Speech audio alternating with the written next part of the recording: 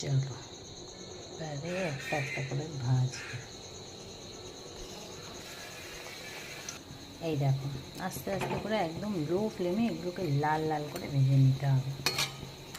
চলো এবারে এগুলোকে নামিয়ে নেবো, মানে তুলে নেবো আর একটু তেল থেকে। হয়ে গেছে এইটা, দেখেছো কালারটা কত সুন্দর। চলো এবারে আমি এটা সার্ভ করে নেবো তেঁতুলের চাটনি দিয়ে। আর এটা আমি বানিয়েই রেখেছিলাম, মানে বানানো আমার ছিল, আমার থাকে।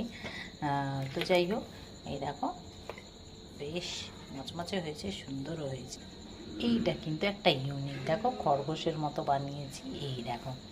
তো যাই হোক, এটা আলাদা। তো আমি এই প্লেটে একটু সমোসার যে তরকারি হয় সেটার সাথে এটাকে একটু সার্ভ করব। তো এটাকে আমি একটু ভেঙে নিচ্ছি।